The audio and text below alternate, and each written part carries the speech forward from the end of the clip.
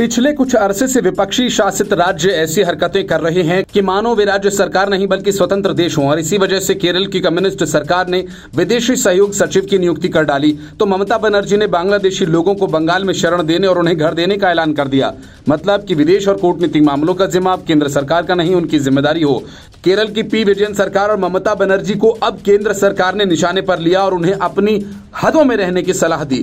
केंद्र सरकार ने साफ तौर पर कहा कि विदेश और कूटनीतिक मामले केंद्र के हैं और उसके वर्किंग स्पेस में दखल देने का राज्यों के पास कोई अधिकार नहीं। केंद्र सरकार ने केरल में विदेशी सहयोग सचिव की नियुक्ति की तीखी आलोचना की और केंद्र की इस सलाह में न केवल केरल बल्कि पश्चिम बंगाल सरकार को भी निशाने पर लिया गया। केंद्र ने राज्यों से कहा कि वे अपने संवैधानिक अधिकार क्षेत्र से बाहर के मामले में हस्तक्षेप न करें। केंद्र सरकार ने इस सप्ताह की शुरुआत में पश्चिम बंगाल को चेतावनी दी थी, शरणार्थियों के मुद्दे पर उसका कोई अधिकार ही नहीं है। पश्चिम बंगाल की मुख्यमंत्री ममता बनर्जी ने एक रैली के दौरान यहां तक कह दिया कि हिंसाग्रस्त बांग्लादेश में हिंसा न रुकी तो राज्य सरकार भाग कर आए लोगों को बंगाल में शरण देगी।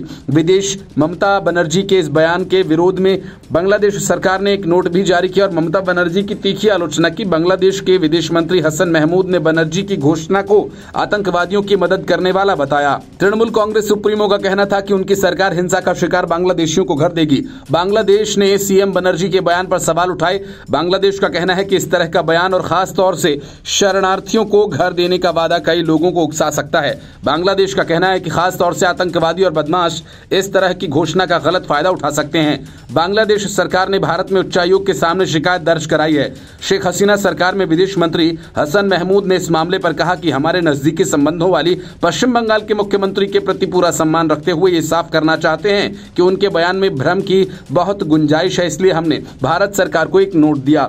विदेश मंत्रालय ने इस विषय को लेकर कहा कि संविधान की 7वीं अनुसूची की सूची 1 संघ के आइटम 10 में स्पष्ट रूप से निर्दिष्ट किया गया कि विदेश मामले और सभी मामलों को संघ के किसी अन्य देश के साथ संबंधों से जुड़े पर केंद्र सरकार का एकमात्र विशेषाधिकार है। ये सीमावर्ती राज्य का विषय नहीं, हमारी स्थिति है। ये राज्य सरकारों को उन मामलों में हस्तक्षेप नहीं करना चाहिए जो संवैधानिक क्षेत्र के बाहर हैं। वहीं कनाडा के प्रधानमंत्री एवं अन्य नेताओं को सोशल मीडिया पर हत्या की धमकी दिए जाने के मामले में 2 लोगों की गिरफ्तारी को लेकर विदेश मंत्रालय ने कहा कि इस बारे में रिपोर्ट देखी गई। विदेश मंत्रालय के प्रवक्ता रणधीर जायसवाल ने कहा कि साप्ताहिक प्रेस वार्ता में कहा, जब कोई लोकतंत्र कानून के शासन और अभिव्यक्ति की स्वतंत्रता को मापने या लागू करने के लिए अलग अलग पैमाने अपनाता है तो केवल उसके अपने दोहरे मानदंड उजागर हो जाते हैं। ममता का बयान भड़काऊ और उनके आंतरिक मामलों में हस्तक्षेप है। बंगाल सरकार समझती है कि जब हालात सामान्य हो रहे हैं तो पश्चिम बंगाल के मुख्यमंत्री का इस तरह से बयान स्थिति को बिगाड़ सकता है।